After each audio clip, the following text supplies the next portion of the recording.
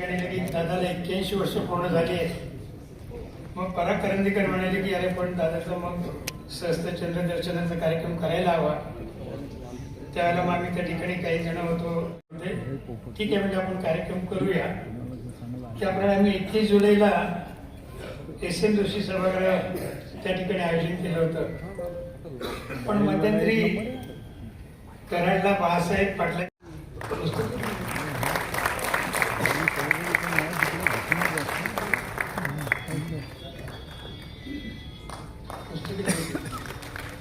बाळासाहेब थोरात यांचे स्वागत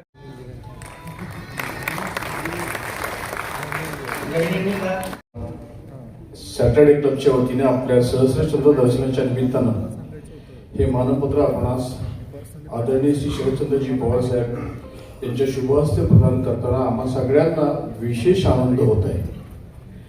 विद्येच्या माहेरघर आणि महाराष्ट्राची सांस्कृतिक राजधानी अशी ओळख असलेल्या पुणे शहराने देशाला लाख मोलाची माणसं आणि विचारही दिले. पुढच्या पिढीत या थोर माणसांच्या पाऊलवाटांवरून चालत स्वतःची वेगळी ओळख निर्माण करणाऱ्या अपवादभूत व्यक्तिमत्वांपैकी आपण एक आहात याचा समस्त पुणेकरांसह महाराष्ट्राला मनापासून अभिमान वाटतो.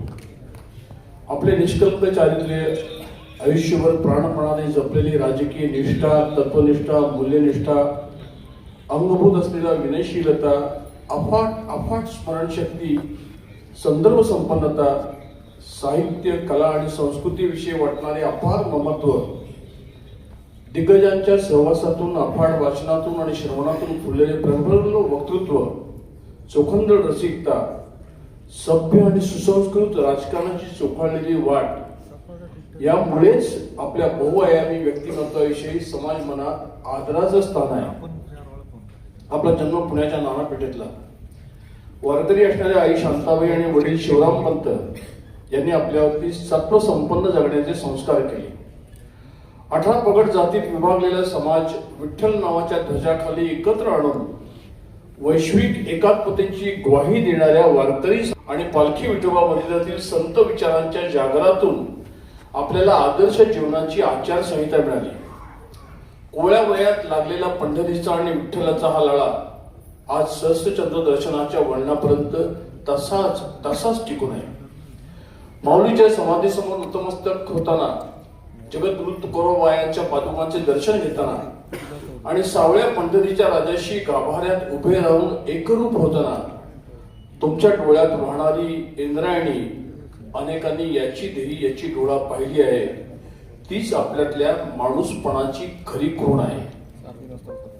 नरकेसी लोकमान्य टिळकांच्या नंतर जनसामान्यांचे आधारवड बनून राहिलेल्या महात्मा गांधींच्या विचारवाटांवरून पुढे जाणाऱ्या काँग्रेस पक्षाविषयी तरुण वयातच आपल्या मनामध्ये आकर्षण निर्माण झाले.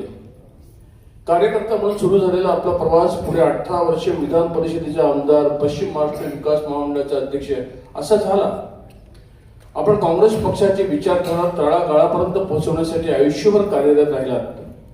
असंख्य कार्यकर्त्यांना बळ दिले. सुधारणांचा रथ कितीही वेगाने धावला तर त्याचे सारथ्य संस्कृतीनेच केले पाहिजे याबाबत आग्रही असणाऱ्या आणि आधुनिक महाराष्ट्राच्या जडणघडणीची पायाभरणी करणाऱ्या यशवंतराव चव्हाण साहेबांच्या संस्कारात आपल्या व्यक्तिमत्वाला अनेक पैलू पडले. द्रष्टे नेते वसंतदादा पाटील, शंकरराव चव्हाण, आदरणीय शरदराव पवार साहेब यांच्या सहवासानेही आपल्याला खूप काही दिले.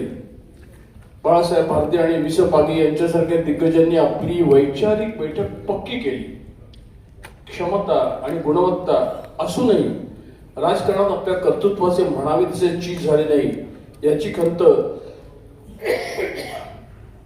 समाजातील जाणत्या मुद्द्यांना वाटत असली तर ते आपल्याला मुळीच वाटत नाही. विचारधारा आणि भूमिकांना तिलांजली देत घर बदलावे तसे आज पक्ष बदलले जात आहेत. राजकारणातले मोठेपणाचे कोसळणारे कळस पाहताना अभेद्य आणि अजिंक्य राहिलेला हा उल्हासगड सर्वांसाठी आदर्शवत आणि प्रेरणादायी आहे.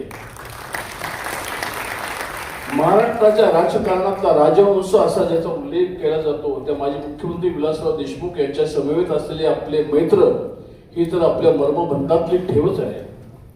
राजकारणाच्या व्यापातही आपण कला, साहित्य आणि संस्कृतीशी असलेली आपली नाळ तुटून न देता रसिकता जपली. महाराष्ट्र वाल्मिकी गदी माडगुळकर, ज्येष्ठ संशोधक डॉक्टर राचिम ढेरे यांच्यापासून ते रानकवी नादो महानोरांपर्यंत आणि भारतरत्न पंडित भीमसेन जोशी यांच्यापासून ते नटश्रेष्ठ श्रीराम लागूंच्या पर्यंत असंख्य दिग्गजांशी आपले अतिशय जिव्हाळ्याचे नाते होते. ओव्यांच्या पासून लावण्यांच्या पर्यंत, तमाशाच्या वारीपासून ते कुस्त्याच्या फडापर्यंत, फुले आगरकरांच्या पासून ते नरेंद्र दाभोळकरांच्या पर्यंत हा महाराष्ट्र समजून घेतलेल्या जुन्या जाणत्यांपैकी उल्हासदादा आपण एक आहात. जीवनाचं असं कोणतंच क्षेत्र आपल्याला वर्ज्य नाही. पंढरपूरच्या विठ्ठल मंदिरापासून ते महाराष्ट्राची साहित्य पंढरी असलेल्या महाराष्ट्र साहित्य परिषदेपर्यंत अनेक संस्थांसाठी आपण योगदान दिले. कोणत्याही विषयावरती बोलताना आपल्या ओघवते आणि रसाळ वाणीने श्रोत्यांना मंत्रमुग्ध करणारा वक्ता अशी आपली वेगळी ओळखही आहे. आणि म्हणूनच महाराष्ट्रात चांद्यापासून बांद्यापर्यंत झालेल्या आपल्या विविध विषयांवरील व्याख्यानांनी समाज मनाचे संस्करण केले. पुण्याच्या सांस्कृतिक विश्वातला एकही महत्वाचा कार्यक्रम आपल्या उपस्थितीशिवाय पूर्ण होत नाही. आपण पुणे शहराचा चालता बोलता इतिहास आहात. राजकारणातल्या व्यक्तींच्या जीवनातलं त्यांचे पद आणि कलावंतांच्या जीवनातलं त्यांची कला हे दोन्ही वजा केले की उरते ते फक्त माणूसपण. हे आपले माणूसपण सामान्य माणसांचा जगण्यावरील विश्वास दृढ करणारे आहे. सार्वजनिक जीवनात आपण कमावलेली माणसांची श्रीमंती हेच आपले वैभव आहे. वैयक्तिक आयुष्यात उन्मळून पडावे असे दुःखाचे अनेक प्रसंग येऊनही आपण खंबीरपणे उभे राहिलात. ते आपल्या पत्नी अनुराधाताई यांच्या भरभक्कम आणि समंजस साथीमुळे. त्या सत्कार सोहळ्याच्या निमित्तानं त्यांच्याविषयी सुद्धा कृतज्ञता आम्ही व्यक्त करत आहोत. आदरणीय दादा, जीवनाच्या सर्वच क्षेत्रांचे झपाट्याने सपाटीकरण होत असताना आपल्यासारख्या व्यक्तिमत्वाचे समाज जीवनात कार्यरत असणे कविवर्य पासी मर्ढेकरांच्या अजूनही येतो वास फुलांना या काव्य पंक्तीची आठवण आम्हाला करून देणार आहे आणि ते समाजाचे बळ सुद्धा वाढवणार आहे. परमेश्वराने आपणास दीर्घारोग्य द्यावे हीच प्रार्थना आपले सर्व सदस्य सॅटरडे क्लब मानपत्र लेखन प्राध्यापक मिलिंद जोशी.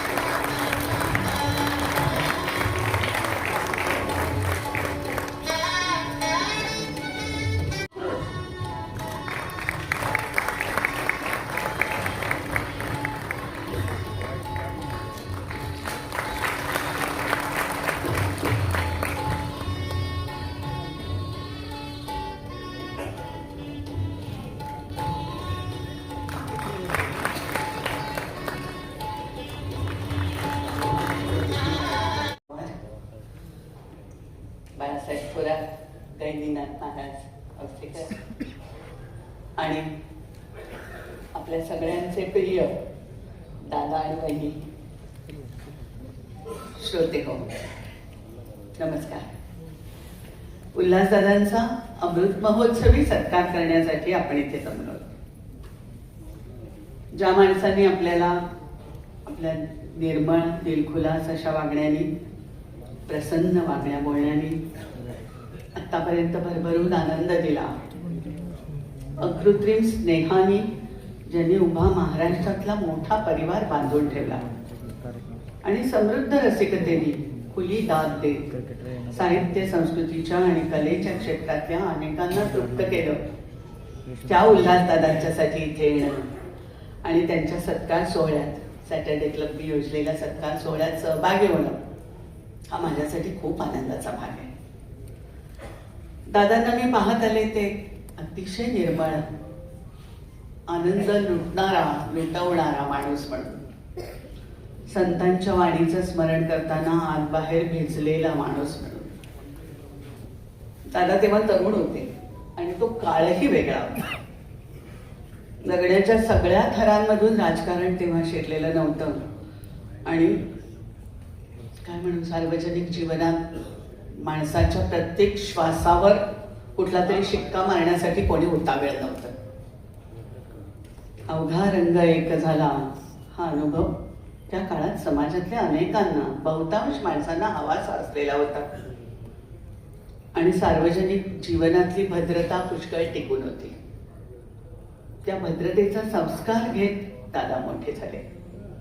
दादा तेव्हा बाळासाहेब भारद्यांच्या बरोबर आमच्या घरी अनेकदा यायचे.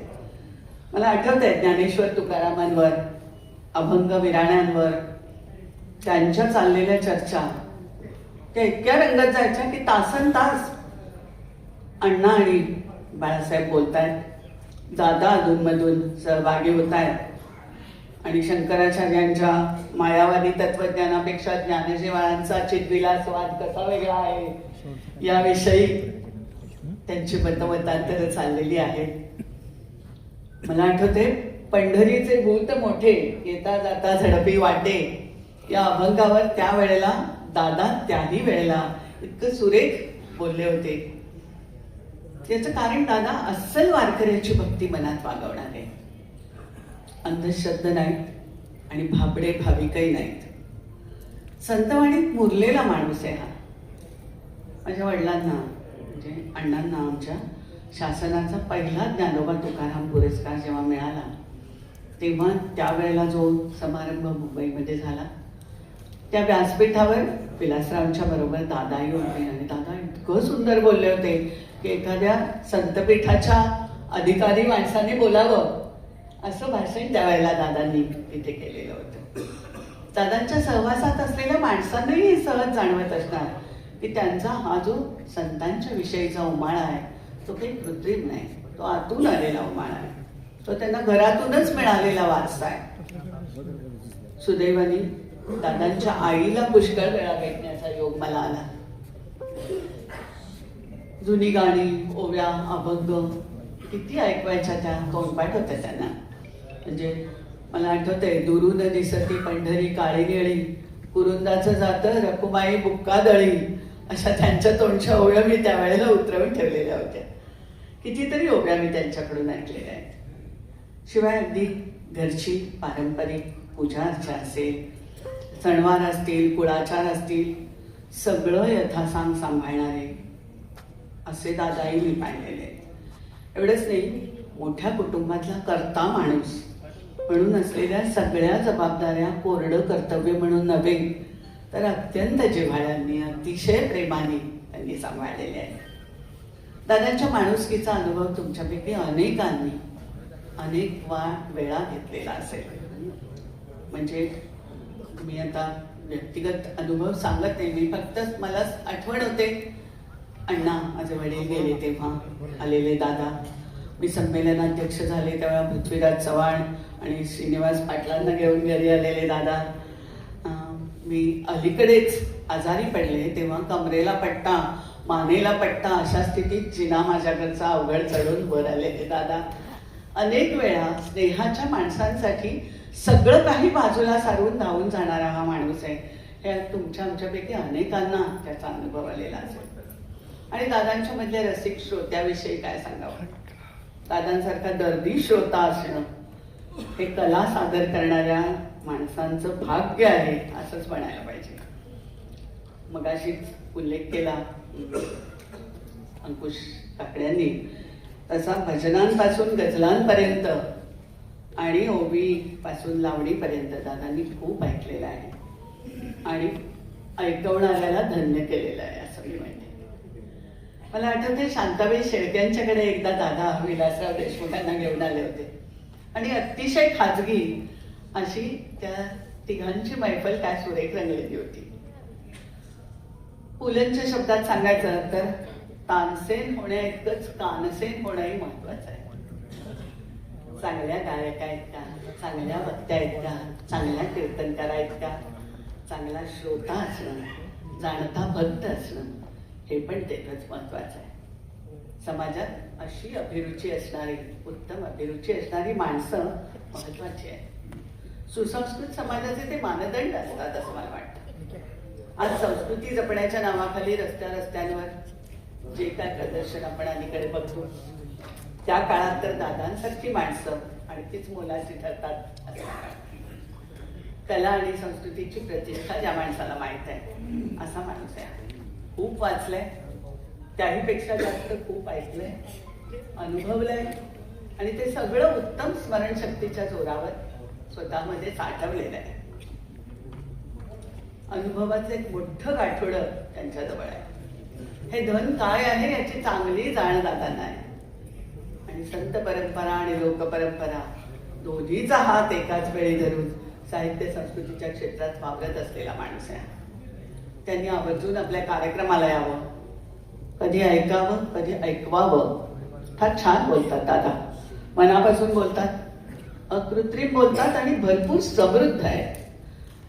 कारण कळत्या वयापासूनचा, म्हणजे वयाच्या 20 पासून धरलं तर 50-55 वर्षांचा काळ जे जे उत्तम मिळालं, निरीक्षणातून मिळालं, श्रवणातून मिळालं, प्रत्यक्ष अनुभवातून मिळालं, ते सगळं त्यांच्या भाषणात आपोआप येतं. आणि ऐकणं तर केवढं आहे. आपण एक उत्तम श्रोता आहोत, आपण जाणकार श्रोता आहोत, राजकारणामधली पदं भूषवलेला माणूस आहोत असं म्हणून ते कुठल्याही सभागृहात कधी आलेले मला आठवत नाही. स्वतःच्या मोठेपणाच्या ताठामध्ये दादा कधीच खुर्चीत बसणार नाही समोर ऐकायला.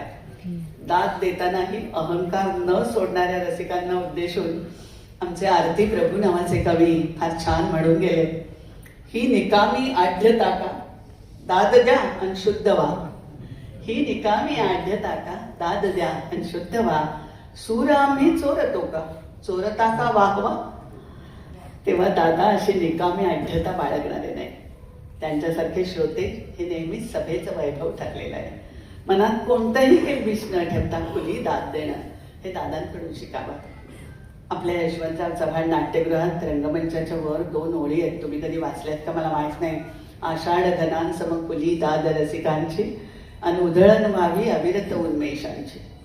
अशी खुली दाद देणारे दादा मंचावरून आपली कला सादर करणाऱ्या कलावंतांना नेहमी समोर हवे असतात.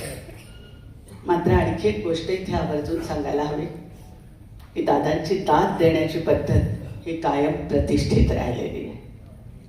अभिरुचीचा दर्जा न सोडता सभागृहात कलावंतांना उत्तेजन देणं काय असतं हे दादांकडून शिकावं. आपल्या रसिकतेला जराही धक्का न लावता त्यांनी सभ्यता सांभाळलेली आहे. दादा, तुम्ही सार्वजनिक जीवनात चारित्र्य सांभाळलं आणि कुटुंब जीवनात, व्यक्ती जीवनातही चारित्र्य सांभाळलं. म्हणून तर तुमचा पाय सारखा घराबाहेर पडत असतानाही वहिनींना तुमची कसली चिंता लागून राहिली नाही. त्यांची साथ तुमच्या धावत्या आयुष्यामध्ये खूप मोलाची. नवऱ्याचा सत्कार होत असताना केवळ उपचार म्हणून बायकोचाही सत्कार करणं, जसं एखाद्या व्यासपीठाची शोभा म्हणून एखाद्या महिलेला बोलावणं, म्हणजे मला आज तसं बोलावलेलं नसावं असं मला वाटतं. तर हा जसा उपचार संयोजकांच्या बाबतीत अनेकदा असतो, तसा आजचा सत्कार नाही असं मला खात्रीने वाटतं. अखंड बाहेर फिरत असतानाही थाटाच्या स्वागत समारंभात सुद्धा मी आणि विलासराव फक्त सुपाचा वाडगा हातात घेऊन फिरतो आणि घरी येऊन जेवतो असं दादांनी मला एकदा सांगितलं होतं. ही घरच्या जेवणाची ओढ टिकून राहिली, मुळात घराची, कुटुंबाची ओढ टिकून राहिली. ती आधी दादांच्या सत्वशील आईमुळे आणि नंतर सात्विक अशा वहिनींमुळे. आज या दोघांचाही सत्कार इथे झालाय. मला दादा तुमच्या अमृत महोत्सवाच्या प्रसंगामुळे एका अमृताच्याच आख्यायिकेची संतांच्या संदर्भातली आठवण होते, तेवढी सांगते आणि थांबते. आख्यायिका अशी आहे की स्वर्गामध्ये एकदा अमृत नासलं, त्याची चवच गेली आणि शंकरांना कळेना की आता ती चव परत आणायची कशी. तेव्हा त्यांना ब्रह्मदेवाने असं सांगितलं की खाली पंढरीत जा आणि तिथे तुझ्या अमृताला पुन्हा मूळची चव मिळेल, बघ जरा जाऊन. ते अमृत ताटात घेऊन इंद्र खाली आला त्यावेळेला वाळवंटामध्ये विठूच्या नामाचा गजर चालला होता. एकादशीचं कीर्तन होतं आणि सगळे वारकरी त्या रंगात रंगून गेलेले होते.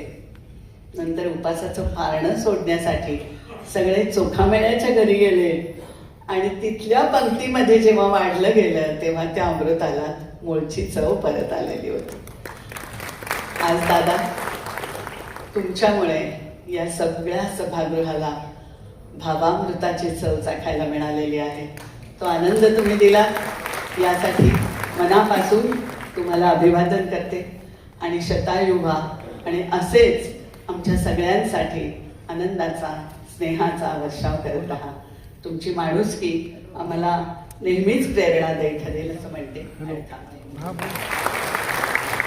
नृत्याम वरं पुंडरीकाय दत्तमुनीन्द्रैः समागत्य तिष्ठन्तमानन्दगन्धम् परब्रह्मलिंगम भजे पांडुरंगम. स्टँडर्ड क्लबच्या वतीने सहस्रचंद्र दर्शनाच्या निमित्ताने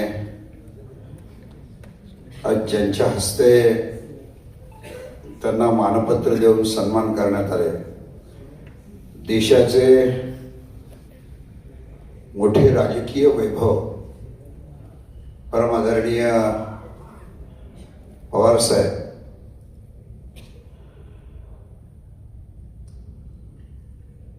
आदरणीय बाळासाहेबजी थोरात, आत्ताच ज्यांचं आगमन झालं,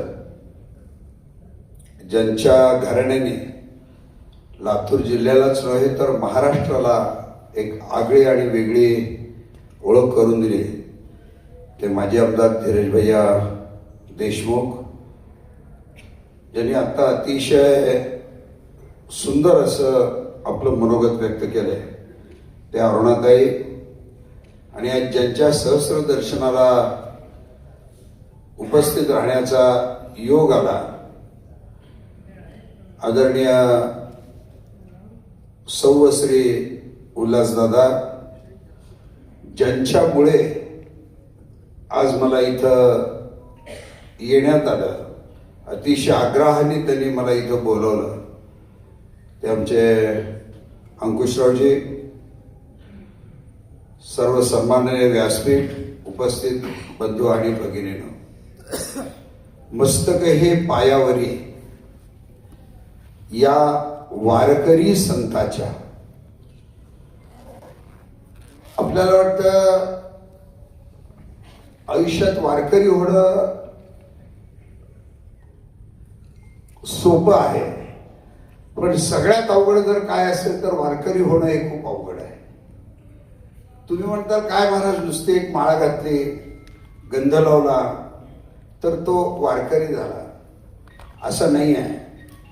जो अहंकाराचा त्याग करतो आणि स्वतःच्या सुखाचा त्याग करून इतरांच्या सुखाचा विचार करतो, तोच खरा वारकरी असतो आणि तो तुम्हाला आनंद घ्यायला मिळतो. खरं तर आज सहस्रचंद्र दर्शन, रौप्य महोत्सव, सुवर्ण महोत्सव, अमृत महोत्सव, आणि हा अमृत महोत्सवाचा एक पुढचा महोत्सव जो सहस्रचंद्र दर्शन आहे. सहस्रचंद्र दर्शन म्हणजे दादाने बघितलं असेल नसेल, पण जन्मल्यापासून ज्यांच्या आयुष्यामध्ये सहस्रचंद्र दर्शन झालं, त्यामुळे या कार्यक्रमाला सहस्रचंद्र दर्शन म्हणतात. कारण जर आपण गणित घातलं तर एक वर्षाला 12 वेळेस त्यांना सहस्र म्हणजे त्यांना चंद्रदर्शन होतं. 12 वेळेस अमावस्येच्या दुसऱ्या दिवशी जे चंद्रदर्शन होतं, असे आतापर्यंत 948 वेळेस त्यांना चंद्रदर्शन झालेलं आहे. त्याच्यामध्ये त्यांच्या आयुष्यात 3 वर्षात 1 अधिक मास असे मिळून 28 वेळेस त्यांना चंद्रदर्शन झालेलं आहे आणि त्यांच्या आयुष्यामध्ये जे खग्रास चंद्रग्रहण, नुसते चंद्रग्रहण नाही, खग्रास चंद्रग्रहण हे आतापर्यंत 24 आलेले, 948 अधिक 28 अधिक 24, जर याचं जर गणित केलं तर ते सहस्त्र चंद्रदर्शन होतं. म्हणून दादा, हा तुमच्या आयुष्यातला खूप मोठा योग आहे, खूप मोठा योग आहे. हा आयुष्यात सगळ्याला येत नाही आणि आला तरी त्यांचं सहस्त्र चंद्रदर्शनाचा कार्यक्रम होत नाही. पण आज तुमच्या स्टँडर्ड क्लबच्या वतीनं आणि तेही देशातले मोठे नेते आदरणीय शरदचंद्रजी पवार साहेब यांच्या हस्ते आपला गौरव होत आहे आणि इतकं सुंदर असं आपल्याला मानपत्र लिहिलेलं आहे. मला निश्चित खात्री आहे की व्यासपीठावर बसलेले सगळ्या लोकांच्या उपस्थितीमध्ये आपण 100वी गाठणार आणि ती गाठावी आणि त्या कार्यक्रमाला आम्ही सगळेजण उपस्थित राहावे ही पांडुरंगाच्या चरणी मी प्रार्थना करतो. खरं तर आज दादाकडे बघत असताना आम्ही सगळेजण दादांना वारकरी म्हणूनच पाहतो, कारण पंढरपुरातल्या वारकऱ्यांच्या अडचणी सोडवण्यासाठी दादा अग्रगण्य असायचे. ज्यावेळेस विधान परिषदेवर दादा गेले, पहिला वाळवंटामध्ये जर हॅलोजन कोणी लावला असेल तर तो आदरणीय दादा. लाईट जर कोणी दिली असेल तर ती आदरणीय दादाने दिली. आणि कालच्या आषाढीच्या वारीमध्ये तर वारी खूप चांगली व्हावी, शिस्तीत व्हावी म्हणून नो व्हेकल झोनचा एक प्रस्ताव या शासनाने केला. तो केला असताना सुद्धा दादा कुठेही डगमगले नाहीत, चालत आले, ई रिक्षामध्ये बसले, पण आपली वारी कधी सोडली नाही. यालाच आदर्श पुरुष म्हणतात, इतकं लक्षात घ्या. कारण सत्ता, संपत्ती, ऐश्वर्य आणि कीर्ती या सगळ्या गोष्टी जरी आल्या, पण तो आपले नीती, धर्म, संस्कार, आचार आणि विचार जो सोडत नाही तोच खरा वारकरी असतो. इतकं लक्षात ते आपल्याला दादा पाहायला मिळतं. मला पहिली मंदिर समितीवर माझी नियुक्ती कैलासवासी आदरणीय विलासरावजी देशमुख साहेबांनी केली. दादा आणि विलासरावजी विमानाने नाशिकला जात असताना विलासरावजींनी त्यांना त्यावेळेस सांगितलं की मंदिर समिती करत असताना आपल्याला औसेकर मार्दला समितीवर घ्यायचे, त्यावेळेस हे नाव तुमच्या लक्षात राहू द्या. पण मला अजून आवर्जून सांगायचं आहे की परमादरणीय बाळासाहेबजी भारदे यांच्या अध्यक्षतेखाली ही जी मंदिर समिती निर्माण झाली, दादा त्या समितीचे पहिले विश्वस्त आहेत. इतक्या लक्षात घ्या. मंदिर समितीच्या माध्यमातून वारकऱ्याची व्यवस्थापना करण्यासाठी दादा हे अग्रगण्य राहायचे.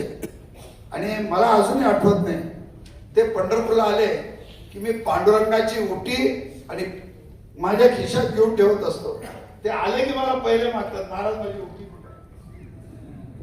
इतका निष्ठेने, इतक्या आदराने. आणि ती मी उटी हातात देत असताना सुद्धा पायात कधी त्या माणसाची चप्पल ठेवली नाही. चप्पल काढायचे आणि माझ्या हातून उटी घ्यायची. हा आदर्श आम्ही शिकण्यासारखे लक्षात. रसिकात गेले रसिकासारखे राहायचे, काव्यात गेले काव्यासारखे राहायचे. आम्हा वारकऱ्यात आले तर कधी आम्हाला असं वाटलं नाही की दादा तुम्ही आमच्यापासून वेगळे आहात. आपण वारकरीच आहात. अनेक वेळेस आदरणीय विलासरावजी बरोबरचे गोष्टी मला सांगता येण्यासारख्या, पण आदरणीय पवार साहेबांच्या समोर बोलणं मला जास्त उचित होणार नाही. फक्त इतकंच सांगतो की इतका मोठा कार्यक्रम करत असताना सुद्धा, सगळे देशातले मोठे राजकीय नेते असताना सुद्धा वारकऱ्याला जर मी सोडलो तर माझा कार्यक्रम परिपूर्ण होणार नाही याची जाण असल्यामुळे आज दादाने मला इथं आवर्जून बोलवलं. हे खरे वारकऱ्याचे लक्षण. दादाने सांगितलं की नाही, मला आदरणीय काकडे साहेबांनी सांगितलं की महाराज आपण या कार्यक्रमाला आलंच पाहिजे आणि आपण आल्याशिवाय हा कार्यक्रम पूर्ण होणार नाही. म्हणलो कसं काय होणार नाही? ते म्हणजे वारकरी असल्याशिवाय दादा मानपत्र घेणार नाही. किती मोठी निष्ठा, किती मोठं प्रेम. असंच आपलं प्रेम, अशी निष्ठा असावी. आज सुद्धा मला जर मंदिर समितीत काही जर काम करताना अडचण आली आणि जर मी एक फोन जर केला आणि अडचण जर विचारली, अगदी तात्काळ 2 मिनिटात दादा मला मार्गदर्शन करतात, त्याच्यातून रस्ता दाखवतात. दादा, एक वेदामध्ये वाक्य आहे, आपण नेहमी कुणाच्याही वाढदिवसावर लिहिलेलं असतं, जीवेत शरदः शतम, आपण शतायुष्य व्हा. वेदामध्ये असं लिहिलेलं आहे, शतमिन्नो शरदो अंतिदेवा चक्रानश्चक्राज रसंतनु नाम पुत्रासो जत्र पितरो भवन्ति मानो मध्यारी विकतायुर्गंतो अदितिर्जौरदितिरंतरिक्षमदितिर्माता सपिता सपुत्र विश्वे देवा अदिती पंचजना अदितिर्जातमदितिर्जनित्वम. एक वेदामध्ये महामृत्युंजयाचा मंत्र आहे, त्र्यंबकम जजामहे सुगंधिम पुष्टिवर्धनम उर्वारुकमिव बंधनान मृत्यूवर मोक्षीयमामृतात. आपण मृत्यूवर विजय प्राप्त करून शतायुष्य व्हा, हीच मी पांडुरंगाच्या चरणी प्रार्थना करतो. पंढरपूर असेल, आळंदी असेल, देहू असेल, जिथं जिथं वारकरी संप्रदायाचं कार्य असेल, आपलं खूप मोठं योगदान आहे. असंच योगदान राहावं. आज परमादरणीय पवार साहेबांच्या हस्ते आपला सन्मान सत्कार होतोय, सहस्रचंद्र दर्शनाचा कार्यक्रम होतोय. अशा सुवर्ण कार्यक्रमाला मला उपस्थित राहण्याचा योग आला. मी काकडे साहेबांचे मनापासून आभार मानतो, त्यांच्या स्टँडर्ड क्लबचे आभार मानतो. रजा घेतो. रामकृष्ण. गेल्यानंतर काही वेळेला मुक्काम त्यांच्या रूममध्ये आम्ही करायचो. सकाळी खाली कॅन्टीनमध्ये आल्यानंतर 10-10:30 वाजता सगळेजण बसल्यानंतर मग दादा म्हणायचे, हे तू काय घेणार? चहा. तू काय घेणार? चहा. तू काय घेणार? चहा. तू. हे सगळ्यांना चहा आणि मला बोलतो चहा. हे पाहिल्यानंतर दुसऱ्या वेळेला आम्ही जेवायला गेलो तर ते सगळ्यांना विचारायचे, माझ्याकडे आल्यानंतर तू घेणार तेच मी घेणार. मी धीरज देशमुखांना विनंती करतो की आपलं थोडक्यामध्ये आपण मला घेतो. उल्हासदादा पवार यांच्या सहस्त्रचरण दर्शन सोहळ्याला आपण सर्वजण उपस्थित आहात. आज खऱ्या अर्थानं शरदचंद्रजी पवार साहेब ह्या सोहळ्याला उपस्थित आहेत. त्यांच्या हस्ते दादांचा हा मानपत्र देण्याचा आपण सगळं सोहळा साजरा करतोय. प्रमुख पाहुण्यांमध्ये आमचे नेते बाळासाहेबजी थोरात साहेब व्यासपीठावर आहेत, श्रीमती अरुणा डेरेजी आहेत, ज्यांचं आत्ताच आपण मनोगत ऐकलं. आमच्या सर्वांचे स्नेही आदरणीय पूज्य गहिनाथ महाराज औसेकर आहेत. आमच्या काकी इथं आहेत, उल्हासदादा आपण आहात. पुण्यामध्ये एवढ्या मोठ्या व्यासपीठावर रंगशारदा ह्या किंवा बालगंधर्व ह्या ऑडिटोरियममध्ये भाषण करणं, एवढे मोठे व्यक्तिमत्व ह्या व्यासपीठावर आहेत. थोडंफार दडपण माझ्यावर मनावर आहे, तर माझ्याकडून काही चूक झाली तर ते पदरात टाकून घ्या एवढीच विनंती करतो. आणि दादा, आपलं आयुष्य आम्हा सर्व तरुण पिढीसाठी एक दिशादर्शक आयुष्य राहिलेलं आहे. की राजकारणात राहून राजकीय व समाजसेवा करत असताना एक आदर्श व्यक्तिमत्व कसं असावं, भारताच्या स्वातंत्र्यापासून आज तागायत भारताचा इतिहास, स्वातंत्र्याचा लढा असेल, गांधींचा विचार असेल, काँग्रेस पक्षाची निष्ठा असेल, हे सगळं काही जे आम्ही तरुण पिढीने पाहिलं. आणि जसं आता औसेकर महाराजांनी सांगितलं की राजकारणातला वारकरी हा कोणी असेल तर ते उल्हासदादा आपणच असा, की निस्वार्थपणे लोकांची सेवा करणे, कुणाच्याही हकेला ओ देणारे, तो तरुण असेल, वृद्ध असेल, समाजातला कोणताही घटक असेल, त्या प्रत्येकाच्या हाकेला ओ देणारे म्हणजे आपले दादा, आपलेसे वाटणारे. म्हणजे त्याच्यात तरुण असेल किंवा वृद्ध असेल, सामाजिक कोणत्याही क्षेत्रातला व्यक्ती असेल, त्याला सगळ्यांना आपलंसं करणारं दादाचं हे व्यक्तिमत्व आम्ही देखील लहानाचे मोठे दादाच्या डोळ्यासमोर झालो. दादांचं आणि साहेबांचं नातं हे आगळं वेगळं नातं होतं. कालच 14 तारखेला आपण साहेबांची पुण्यतिथी साजरी केली, तिथेही दादा आले होते लातूरला. आणि हा जिव्हाळा अनेक वर्षापासून त्यांचा आणि साहेबांचा राहिला आम्ही पाहिलेला आहे. मी जेव्हा लहान असतो तेव्हा दादा आणि साहेबांचे येणं जाणं घरी होतच, पण आम्ही नेहमी गमतीनं आईंना विचारायचो मी लहान असताना की हे कोण व्यक्ती आहेत जे घरी आल्यानंतर साहेबांचं हास्य आम्हाला आमच्या रूम मध्ये ऐकायला येतं. हे जरी कुठल्या रूम मध्ये बसले असतील साहेब आणि दादा, पण त्यांच्या हास्याचे बोल आम्हाला इकडे आमच्याकडे ऐकायला यायचे. ते म्हणजे ते उल्हास दादा आले. आणि विलास आणि उल्हास या दोन्ही शब्दांचा अर्थ हा आनंदच आहे. तर आम्ही नेहमी बघितलंय की दादा जर घरी आले किंवा दादा जर साहेबांसोबत असतील तर साहेबांचा आनंद हा द्विगुणित व्हायचा. आणि तो खरा आनंदाचा क्षण आणि ही सगळी आठवणी आम्ही लहानाची मोठी होताना पाहिलेली आहे. आणि ह्या व्यासपीठावरून मी आपल्याला ह्याच सदिच्छा देतो दादा की आपण शतकपूर्ती करावी, त्या सोहळ्याला देखील आम्ही सर्वजण असावेत आणि आपल्या ह्या कार्याचा आदर्शाचा येणाऱ्या नवीन पिढीने उदाहरण घेऊन आपल्या आयुष्यामध्ये आपल्या ज्या ज्या आपण कार्य करतोय तिथे त्यांनी त्याचं उदाहरण घेऊन त्या पावलावर पाऊल टाकून पुढे जावं. अनेक गोष्टी शिकण्यासारख्या. अलीकडच्या काळामध्ये राजकारणी म्हणल्यानंतर आपण आपली ओळख पटवून द्यावी का नाही हा देखील आता प्रश्न पडलेला आहे. पहिला आपल्या गावामध्ये आपल्या भागामध्ये आमदार आला तर लोकांना बरं वाटायचं, लोक वाट पाहू बघायची की नेते आलेत, मंत्री आलेत, आमदार आलेत. आता अलीकडच्या परिसरामध्ये असं झालेलं आहे की हे आले तर कशाला असे विचारणारे बरेच झालेले आहेत.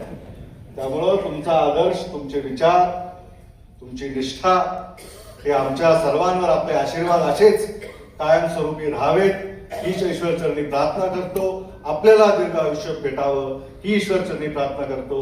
मला संयोजकांनी ह्या कार्यक्रमाला आवर्जून बोलवलं, त्यांचे मी आभार मानतो की मलाही या ऐतिहासिक क्षणामध्ये सहभागी होता आलं. देशमुख कुटुंबियाच्या वतीनं ह्या समारंभामध्ये मला सहभागी होता आलं याचा मला मनस्वी आनंद आहे. एवढं बोलतो आणि थांबतो. जय हिंद, जय महाराष्ट्र.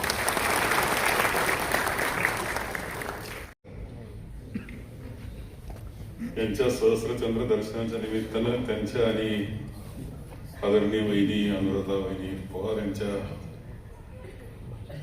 सत्कार समारंभ आणि त्यांच्याकरता आयोजित करण्यात आलेल्या कार्यक्रमासाठी उपस्थित असलेले आदरणीय शरदचंद्रजी पवार साहेब, इथे उपस्थित असलेले आदरणीय हरिभक्तपरायण गैनीनाथ महाराज औसेकर, आमचे महाराष्ट्राचे एक युवक नेते, युवकांचा युवक नेता धीरजजी देशमुख, आदरणीय अरुणाताई ढेरे, डॉक्टर सतीशजी देसाई, अशोकराव मोहोळ माजी खासदार, मोहनदादा जोशी, विठ्ठलजी मनियार, माजी आमदार बापूसाहेब फटारे, संजयजी बालगुडे, गिरणजी केराड, नरेंद्र व्यवहारे, श्रीकांतजी शिरोळे, उपस्थित असलेली सर्व बंधू आणि भगिनी, अंकुशजी काकडे यांच्या नियोजनामध्ये मोठा वाटा दिसतो आहे. सर्व बंधू आणि भगिनी, एक अत्यंत सुंदर असा कार्यक्रम सहस्रचंद्र दर्शनाचा उल्हासदादांचा होतो आहे. पहिलं तर तुमच्या सॅटर्डे क्लबचं मला कौतुक करावं वाटतं की तुमच्या ह्या क्लब ही एक अभिनव कल्पना आहे की सगळ्या राजकारण्यांनी एकत्र यायचं, सगळ्या पक्षाच्या राजकारणी एकत्र यायचं आणि शनिवार कोणता पगार असतो तुमचा महिन्यातला एक शनिवार एकत्र बसायचं, जेवण खाऊन करायचं. एवढंच नाही, एखादी ट्रिप करायची. मला कळालं का श्रीनिवासजी पाटील ज्यावेळेस राज्यपाल होते त्यावेळेस तिथपर्यंत तुमचा सॅटर्डे क्लब जाऊन आला. ही अभिनव कल्पना आहे, तुम्हाला खरं सांगतो. आज सॅटर्डे, आज शनिवारच आहे. पण आणखी एक कल्पना आज सॅटर्डे क्लब हा उत्तर ध्रुवावर 2 बसले होते आपले नेते, रशिया आणि अमेरिकेचे दोन्ही, पुतीन आणि ट्रम्प. माझ्या सॅटर्डे क्लब तिथं तयार झाला असं दिसायला लागलं. तुमचं खूप कौतुक करावं वाटतं, खरं सांगतो की कदाचित तुम्ही व्हॉट्सअप युनिव्हर्सिटीचं फार नुकसान करताय. कारण पुण्यामधून आम्हाला व्हॉट्सअपला पुरवावं असं चांगलं मटेरियल त्यामुळे मिळत नसावं, कारण सॅटर्डे क्लबच्या निमित्ताने एकत्र आल्यानंतर एवढे मन निर्मळ होऊन जातात की कोणी कोणावर वाईट आरोप करू शकत नाही. मला असं वाटतं की महाराष्ट्राकरता एक सॅटर्डे क्लब करावा दादा, भारताकरता एक करावा, त्यांना शनिवार रविवार एकत्र घालीत जावा.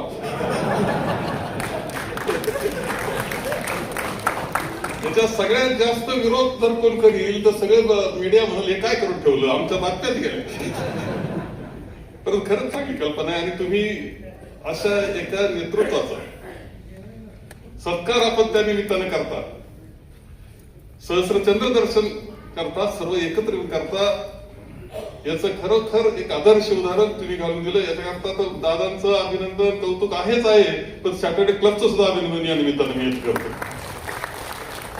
दादा हे व्यक्तिमत्व आमच्याकरता तर खूप जुनं आहे, खरं म्हणजे 60 वर्षाचा इतिहास कदाचित.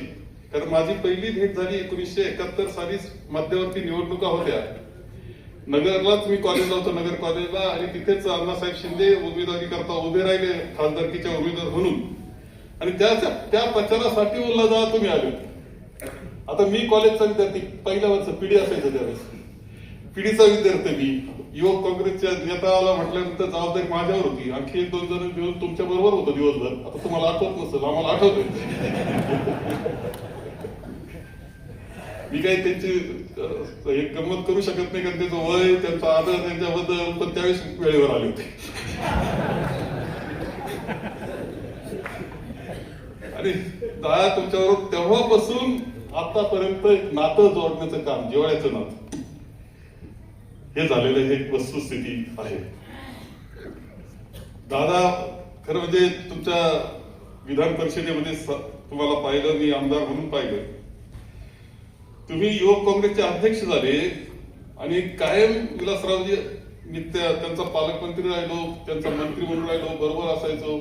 ज्या ज्यावेळेस आठवण निघायची त्यावेळेस तुमचं कौतुक असायचं की अरे मला उल्हास दादांनी मला 2 दिवस आले, काही ते फार छान कथा सांगायचे. ते 1 वेळेस आलो, 2 वेळेस आलो, 3ऱ्या वेळेस उल्हास दादांनी मला लातूरचा युवक काँग्रेसचा अध्यक्ष म्हणून पत्र दिलं आणि माझ्या राजकीय जीवनाला सुरुवात झाली असं ते म्हणायचे.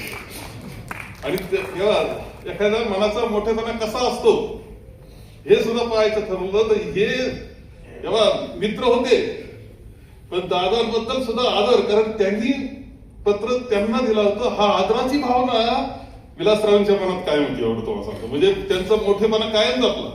आता हा वैशिष्ट्य असेल तुमच्या व्यक्तिमत्वाचं, तुम्हाला कदाचित माहित नसेल, पण त्यावेळेस ज्या आदरानं मी तुम्हाला पाहिलं युवक काँग्रेसचं, मी होतो, तुम्ही होते युवक काँग्रेसचे, आम्ही विद्यार्थी होतो, माझ्या होते. आज आम्ही तसंच पाहतो तुम्हाला.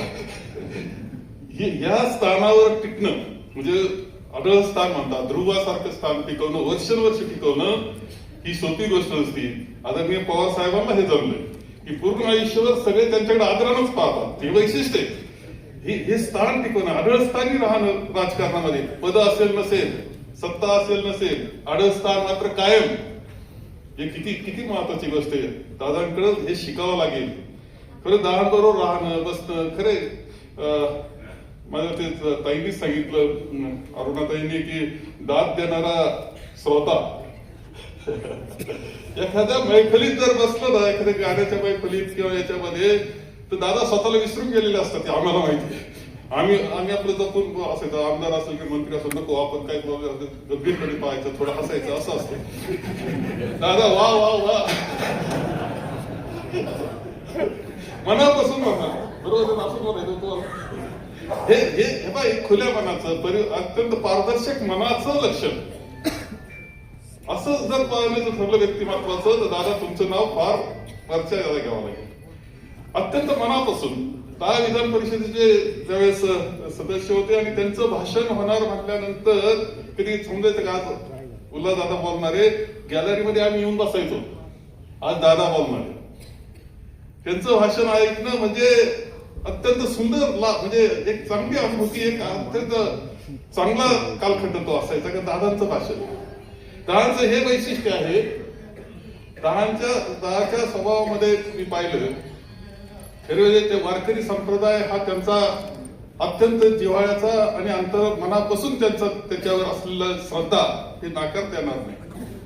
संतांचा विचार करत असताना सुद्धा सहज म्हणून कोणी म्हणलं अरे अभिर गुलाल हा लगेच सांगणार ते 13व्या शतकामध्ये लगेच दादांचं सुरू होणार. इन्सायक्लोपीडिया आहे हा. तेव्हा खरं सांगतो राजकारणाचा इन्सायक्लोपीडिया. अनेक प्रसंग, अनेक अनुभव, हा प्रचंड साठा दादांच्या डोक्यात आहे. तसा वारकरी संप्रदायाचे जे काही गोष्टी आहेत, ज्ञानेश्वरीपेक्षा दादांना मी जवळून पाहिलं तर ज्ञानेश्वरचे ओवे आहे ना ते जास्त दादा आनंद घेत असताना मला दिसलं. ज्ञानेश्वरांच्या ओव्या पहिले तिने कोकत आहे हे ज्या त्या आहेत त्याचा आनंद दादा पण ऐकावं कसं. तेव्हा ही म्हणजे एखाद्या व्यक्तिमत्वाला एवढी गुणग्राहकता येणं असणं हे भाग्याचं गोष्ट आहे. दादा तुम्ही भाग्यवान आहात की या सगळ्याचे मालक तुम्ही त्या व्यक्तिमत्वाचे. म्हणजे बाळासाहेब भारदे हे तर त्यांचं आहेच. म्हणजे यशवंतराव चव्हाण साहेबांवर भरभरून बोलणारे, वसंत दादांवर भरभरून बोलणारे, पवार साहेबांचा विषय निघाला तर अनेक गोष्टी मनापासून सांगणारे. बाळासाहेब भारदे म्हणजे त्यांच्या भाषणात त्याच्या पुरंच होऊ शकत नाही. मी पाहिलं एक गोष्ट थोडक्यात सांगतो, साहेबांना आणि दोघांना बोलायचंय. परंतु एक पाहिलं की बाळासाहेब भारदे शेवटचा कालखंड होता. त्यावेळेस गांधी स्मारक मध्ये असायचे आणि मला मध्येच फोन यायचा. म्हणजे झोपलेलं असायचे, काही अंगावर काही राहिलेलं नव्हतं. अशा वेळेस बाळासाहेब भारदेला मला फोन यायचा, बाळासाहेब थोडा चला येऊन जा. तर मी मुंबईहून यायचो, मंत्री होतो. एकदा दादांना घेऊन गेलो. तिथे कुमार सप्तर्षी होते, डॉक्टर कुमार सप्तर्षी होते, ते छाजेड ते होते आणि बसलो. दादांनी जे बाळासाहेब भारदेचे जुने किस्से त्यांना सांगितले. दादा शब्द वापरायचे भारदे साहेबांना. दादांना सांगितले, दादा तुम्ही असा किस्सा सांगितला. खळखळून हसलेले त्या परिस्थितीत मी बाळासाहेब भारदे दादा पाहिले.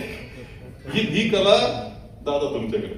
म्हणजे किती म्हणजे हे व्यक्तिमत्व आणि पुण्याच्या सगळीकडे कुठेही असलं तरी सगळ्यांशी प्रेमाचे संबंध, जिव्हाळ्याचे संबंध, सगळ्या नेत्यांशी जिव्हाळ्याचे संबंध, असं वैशिष्ट्यपूर्ण व्यक्तिमत्व हे आपल्या सगळ्यांच्या जिव्हाळ्याचं नातं असणारं हे आपल्या बरोबर आहे, आपल्याला आदरस्थानी आहे, आपल्याला आशीर्वाद देतोय, याचा आनंद खूप मोठा आहे. आणि म्हणून गुलाल दादा तुम्हाला तुमच्या कुटुंबियांना पुढच्या कालखंडाकरता खूप शुभेच्छा या निमित्तानं देतो आणि माझे 2 शब्द संपवतो. ते शिवतुल्य पवार, सौ पवार ज्यांचे विचार असतात ऐकले ते बाळासाहेब थोरात, ज्येष्ठ साहित्यकार श्रीमती अरुणा ढेरे, विठ्ठल रुक्माई देवस्थानचे सहअध्यक्ष गहिनाथ औसेकर, धीरज देशमुख, शास्त्रज्ञांचे सगळे सभासद आणि उपस्थित बंधू भगिनी, आज मी चौकशी करत होतो हे शास्त्रज्ञ एकदा मी गेलो होतो तिथं. हे किती वर्ष तुमचं चाललंय? उल्हासनी सांगितलं की गेले 22 वर्ष आम्ही एकत्र होतो. कौतुक आहे, पुणेकर 22 वर्ष एकत्र राहतो आणि 22 वर्षामध्ये एक प्रकारची सुसंवाद ठेवतात.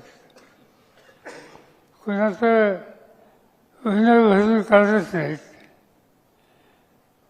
आणि साताऱ्याचं आणखीन एक वैशिष्ट्य त्यांनी सांगितलं की तिथं क्लबच्या सदस्यांना जेवण द्यायला नंबर आहे.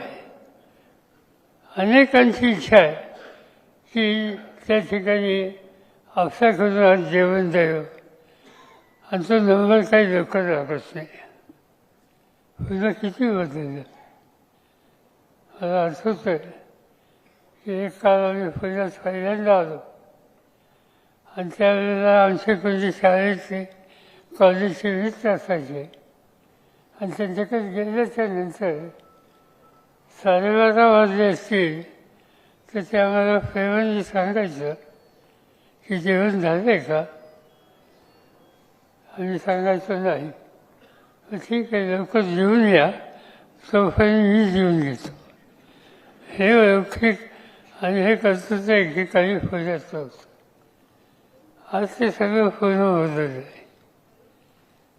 सॅटर्डे क्लब तिथं बघितल्याच्या नंतर वेगवेगळ्या क्षेत्रामध्ये यशस्वी झालेले आणि मुक्तपणानं आपली मतं मांडणाऱ्या अशा लोकांचा तो मेळावा आहे.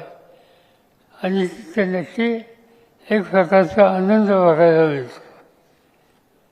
आज हा जो सत्कार आहे, गौरव आहे, 81वा वाढदिवस आहे, तो सॅटर्डे क्लबच्या वतीनं या ठिकाणी आयोजित केला.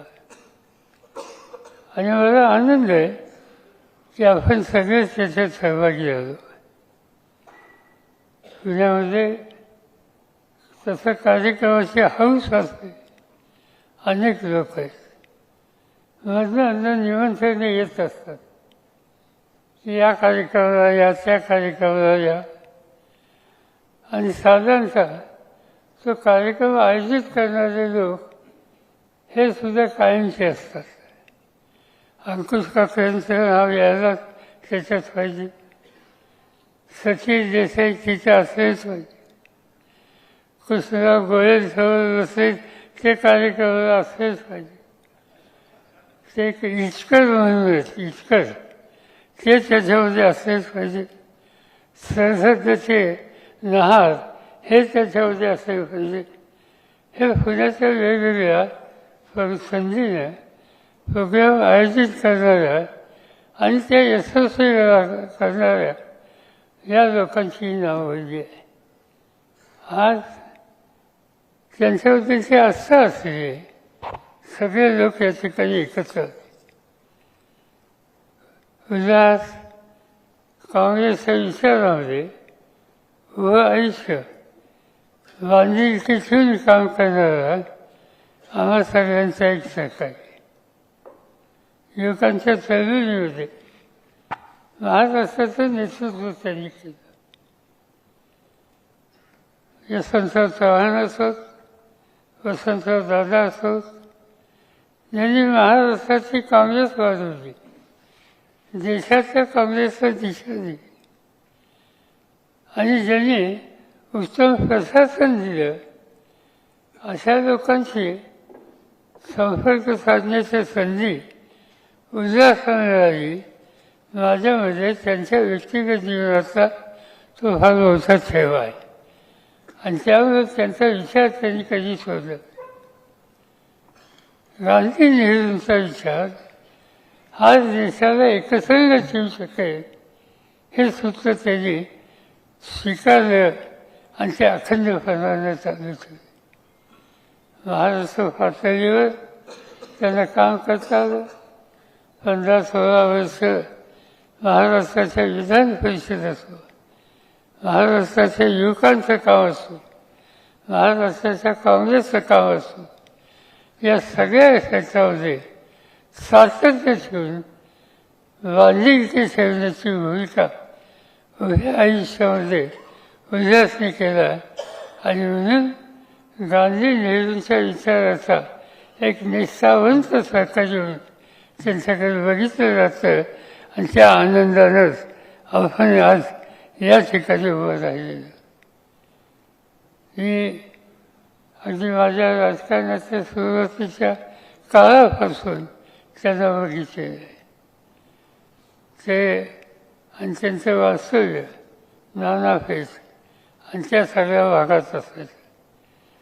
आम्हा लोकांचं सुद्धा जाणं येणं त्या भागात जास्त असतं. गणेश पेठ, नानापेठ या सगळ्या भागात निष्ठेनं काम करणारे अनेक काँग्रेसचे आमचे सहकारी होते. या फेटांची आठवण झाली म्हणजे मला अनेकांची आठवण त्या ठिकाणी होती की त्यांनी काँग्रेसची प्रामुख्यानं बांधिलकी अखंडपणानेच. त्याच्यामध्ये बाबनराव केदार यांचं नाव घ्यावं लागेल, विठ्ठल लटकरचं नाव घ्यावं लागेल, परदेशींचं नाव घ्यावं. हे अनेक लोक होते. कशाची अपेक्षा नाही, विचार त्याच्याशी कायम जायचं. आणि त्या विचाराशी ती बांधिलकी उल्हासने आयुष्यभर ठेवलेली आहे. उल्हासावरचीच आणखीन एक आहे की राजकीय भूमिका असेल पण राजकारणाच्या बाहेर सुद्धा अनेक क्षेत्र आहेत. त्या क्षेत्रामध्ये सुसंवाद आपण ठेवला पाहिजे. अजून वारकऱ्यांची असेल नंतर साहित्यिकांची असेल. अनेक वेळा आमच्या बैठकात आल्या. महाराष्ट्राच्या अनेक जिल्ह्यामध्ये आम्ही एकत्र फिरलो. त्यांच्याकडे युवकांचं नेतृत्व होतं. त्यावेळी नुकतंच मी राज्य सरकारमध्ये गेलेलो होतो मंत्रिमंडळामध्ये. आणि त्यावेळेला साधारणतः महाराष्ट्रातली ही तरुणांची सगळी फौज ही माझ्या आसपास असायची. आणि त्याच्यामध्ये महत्त्वाचा वाटा हा उल्हास असायचा. अनेक ठिकाणी मला घेतो. औरंगाबादला आम्ही गेलो की औरंगाबादचे सगळे तरुण त्याच्यात साहित्यिक असतील, त्याच्यामध्ये कलावंत असतील, त्याच्यामध्ये नादू महानोरसारखे उत्कृष्ट कवी असतील, जवाहर राठोडसारखा एक उपेक्षित समाजाचा कवी त्या ठिकाणी असेल. आणि या सगळ्यांची बैठक उल्हासासह सुवेलाई गेस्ट हाऊस म्हणून तिथे एक जागा आहे आणि त्या ठिकाणी रात्र बसून आम्ही लोकांनी घालवलेली आहे. अनेकांच्या कविता ऐकलेल्या आहेत. साधी खेड्यापाड्याची मुलं पण उत्तम विचार मांडायचे. मला आठवते की जवाहर राठोड यांच्यावरचा सहकारी आणि आम्ही सगळेजण एक दिवशी असंच औरंगाबादला बसल्याच्या नंतर फरमाईश सुरू झाली. प्रत्येकजण आपली कविता तो बापूराव जगताप ते असोत, महानोर असोत, जवाहर राठोड असोत. त्याच्यामध्ये आम्हा सगळ्यांच्यासोबत मराठवाड्यातल्या या नव्या कवींचे उत्तम काव्य ऐकायला मिळायचे.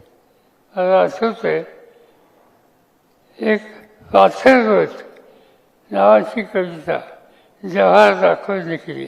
पाथरवत म्हणजे चौकी छिन्नी घेऊन दगड फोडणारा. आणि त्या कवितेचं सगळी कविता मला आठवत नाही, पण ती कविता असं सांगते की मी पाथरवत उन्हातासामध्ये बसून घाम घालून हा दगड फोडतो, त्याच्यातून मूर्ती बनवतो. आणि ती मूर्ती बनवल्यानंतर तुम्ही वाजत गाजत तुमच्या मंदिरामध्ये ती मूर्ती ठेवता, तिचं दर्शन करता, तिची पूजा करता. आणि हे सगळं करणारा मी. आणि मी पाथरवत तुमच्या मंदिरात येतो म्हणल्यानंतर तुम्ही मला त्या ठिकाणी प्रवेश थांबवता. का? तुम्ही उच्च कुलाचा नाही, मी उपेक्षित कुलाचा आहे. आणि म्हणून तो प्रश्न पुढे विचारतो. मला अशी गंमत वाटते की तुमचा देव बनवणारा मी आणि मला परवानगी देत नाही. याचा अर्थ तुम्हाला स्वीकार घ्यायचा आहे.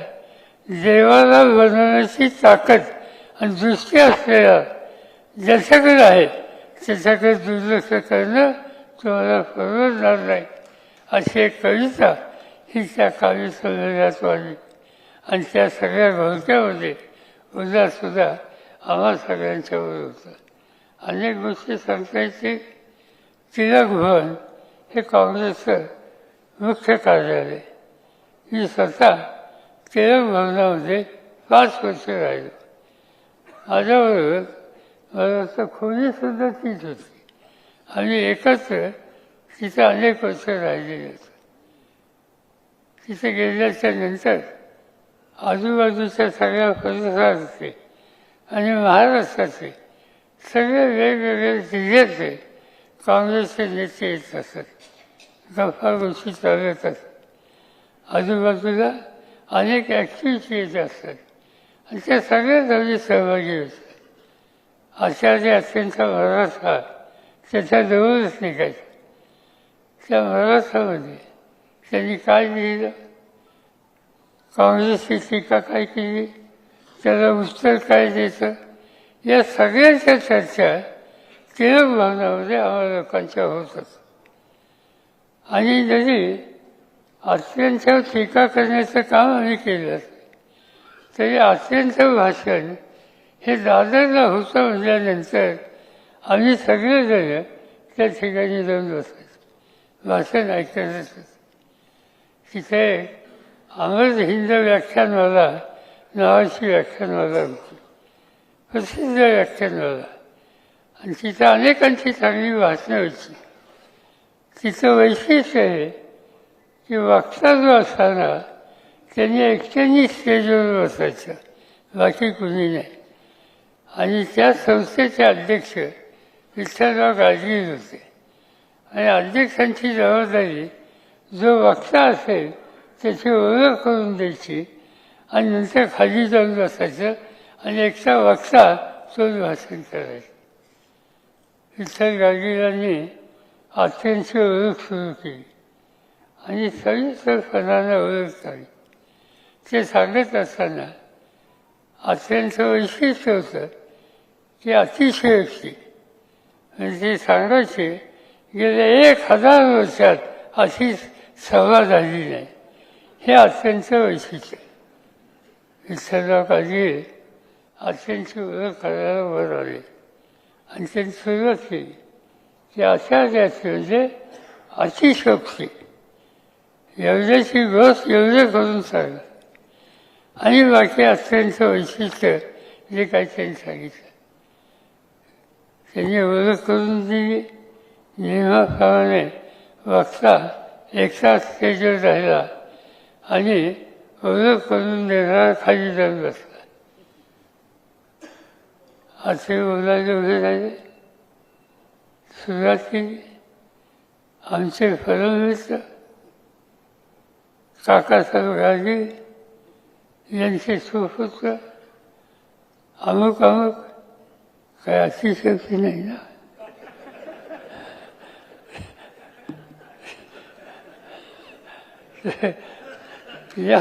या प्रकारचं भाषण हे अत्यंत आम्ही एकत्र ऐकलेले आणि अशा अनेकांची भाषणं त्या ठिकाणी त्या काळामध्ये ऐकलेली होती. अनेक त्या ठिकाणी गोष्टी सांगता येतील.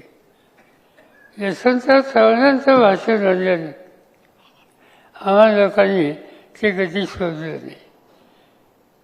विविध विषयावर मंत्रमुग्ध व्हावं अशा प्रकारचे विचार हे चव्हाण साहेब मांडायचे.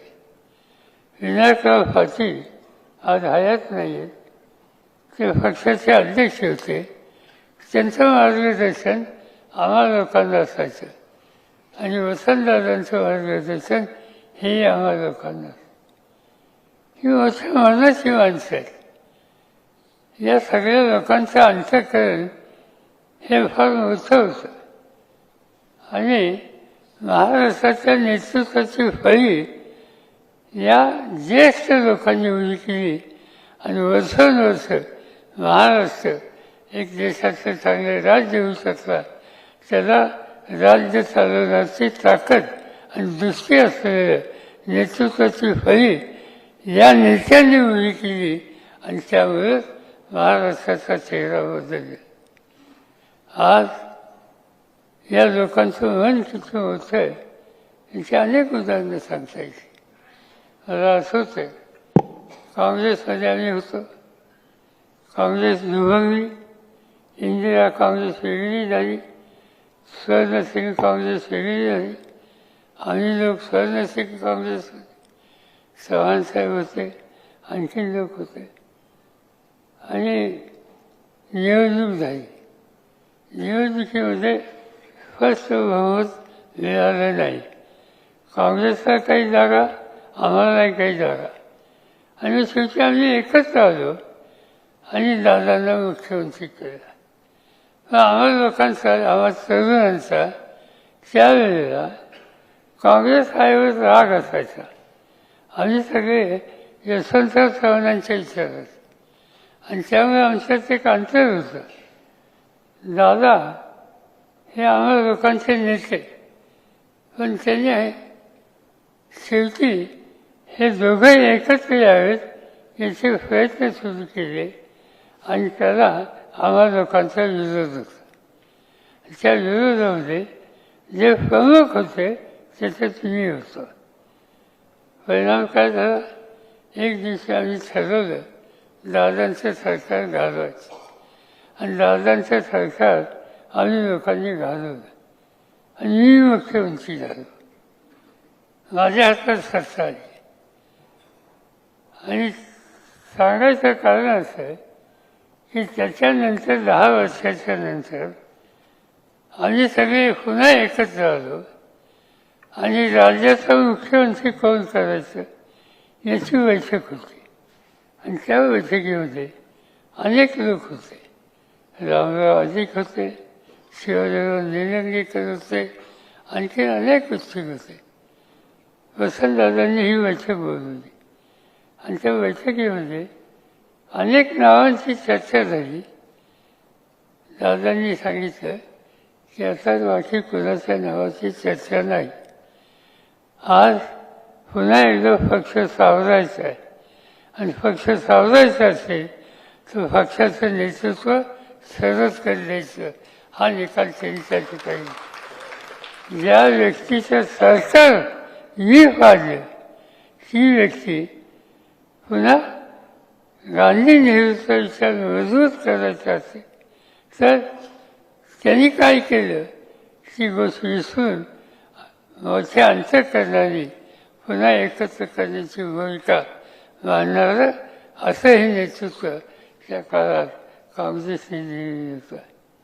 आज देशाचं चित्र बदलत आहे. देशामध्ये आम्ही पार्लमेंटमध्ये आहोत. पार्लमेंटचं चित्र वेगळं आहे. गेले 14 दिवस पार्लमेंटचं अधिवेशन चालू आहे. 14 दिवसामध्ये एक मिनिटसुद्धा पार्लमेंटचं काम चाललं नाही. आम्ही जातो, सही करतो, आज गेल्याच्या नंतर दंगा सुरू होतो, हाऊस बंद होतं आणि दुसऱ्या दिवशी जावं लागतं. ही स्थिती कधी नव्हती. राज्यकर्त्यांच्याकडून सदन आणि त्याचा कारभार हा पाळला जातो हे चित्र लोकशाहीला आणि संसदीय लोकशाहीला न शोभलं जाते आणि ते घडतंय. याचं चित्र बदलायचं आहे. आणि म्हणून आम्ही सगळेजण दिल्लीमध्ये एकत्र बसलो. त्याच्यामध्ये मल्लिकार्जुन खरगे असतील, त्याच्यामध्ये राहुल गांधी असतील, त्याच्यामध्ये अन्य पक्षांचे नेते असतील, मी असेल. आणि आम्ही ठरवलं एक दिवशी की रोज रोज हाऊस बंद व्हावं, महत्त्वाच्या प्रश्नाकडे दुर्लक्ष करणं आणि सत्तेचा गैरवापर करणं ही जर भूमिका आज सत्ताधारी पक्ष करत असेल तर त्यासाठी आपण एकत्रित भूमिका ही घेतली पाहिजे. आणि म्हणून पार्लमेंटच्या इतिहासामध्ये कधी झालं नाही त्या दिवशी 300 खासदार हे बाहेर आले आणि त्यांनी संयमानं शांततेनं आंदोलन केलं. आम्हा लोकांना अटक केली गेली. 300 लोकांना पोलीस स्टेशनमध्ये ठेवून दिलं. हे चित्र दिल्लीमध्ये 15 दिवसापूर्वी. आणि कशामुळं की लोकशाही शिकवायची का नाही, संसदीय पद्धती ही शिकवायची का नाही. आणि त्याच्यासाठी राज्यकर्त्यांना जर महत्त्व असत असेल तर त्याच्याबद्दल आवाज उठवण्याची गरज आहे. काल मी प्रधानमंत्र्यांचं भाषण ऐकलं. देशाच्यासाठी लाल किल्ल्याहून एक दृष्टी देण्याचं हे काम प्रधानमंत्री करत असतात. आनंद ते त्यांच्या ठिकाणी केलं.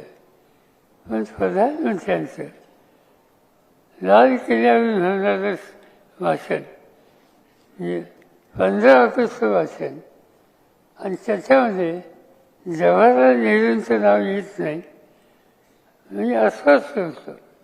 आयुष्यातली उमेदीचा काळ ज्यांनी स्वातंत्र्याच्यासाठी दिला कशाचा विचार केला नाही, घराचा विचार केला नाही. स्वातंत्र्य मिळाल्याच्या नंतर हा देश एकसंघ ठेवण्यासाठी त्यांनी देशाचं नेतृत्व केलं. दुनियेमध्ये भारताचं नेतृत्व याची माहिती वाढवण्याचं काम केलं. जगामध्ये शांतता प्रस्थापित झाली यासाठी पंचशील तत्वज्ञानाचा विचार जगाला मांडला. असा महान नेता, त्याचं नाव 15 ऑगस्टच्या दिवशी नेतृत्वाकडून घेतलं जात नाही, ही एक प्रकारची चिंताजनक गोष्ट आहे. आणि म्हणून या सगळ्या शिक्षेला उत्तर एकच आहे, मन मोठं ठेवलं पाहिजे, एकत्र राहिलं पाहिजे. देशाच्या हिताची दखल याच्यामध्ये तरतूद करता कामा नये. आणि हे जर करायचं असेल तर गांधी नेहरू यांचा विचार तुम्ही दुर्लक्ष करू शकत नाही. आज उल्हास पवार सवन आयुष्य गांधी नेहरूचा विचार यांनी केलेले आहेत. आणि त्यामुळेच त्यांच्याबद्दलची आस्था आणि कौतुक हे तुम्हाला मला सगळ्यांना आहे. आणि म्हणूनच आपण या ठिकाणी जमलं. उल्हासा तुम्ही जे विचारधारा स्वीकार त्याच्याशी तुम्ही कायम आहात आणि कायम राहाल.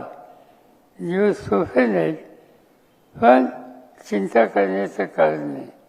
विचारधारा मान्य असलेल्या सगळ्यांना संघटित करू आणि पुन्हा एकदा गांधी नेहरूच्या विचाराची मांडणी आपण करून देशाचा चेहरा हा बदलेल कसा याची काळजी घेऊ. ही एवढी खात्री आपण देऊया आणि त्या रस्त्याने जाऊया. मला आनंद आहे की आजच्या बैठकीमध्ये, आजच्या कार्यक्रमामध्ये मी उल्हासाबरोबर त्यांच्या पत्नीला पहिल्यांदाच पाहतो. याच्या आधी कधी होता कधी म्हणजे आतापर्यंत मी काही दुसरं कोणाला त्यांच्यावर पाहिलं नाही. पण त्यांनी सांगितलं की आमच्यामध्ये पत्नी या कधी या कार्यक्रमाला येत नाही. काय हरकत नाही, माझी स्थिती तीच आहे. पण आनंद आहे की उल्हासारख्या सहकार्याला एक अतिशय उत्तम प्रकारची साथ त्यांनी दिली. उल्हासच्या अनेक गोष्टीच्या संबंधी आमचे सगळे सहकारी सांगत होते. त्यांची वेळेची वेळ पाहण्याची पद्धत, त्यांचं एकंदर वाक्याच्या अनेक गोष्टी, त्याची टिंगल चावली आम्ही करतो. पण आज बघायचं असेल तर उद्या आयुष्यात जे काही त्यांनी कमवलं, समाजासाठी केलं, विचारासाठी केलं, त्याचा आनंद आपल्या सगळ्यांना आहे. आणि त्या आनंदाच्यासाठीच आपण आज या ठिकाणी एकत्र झालो.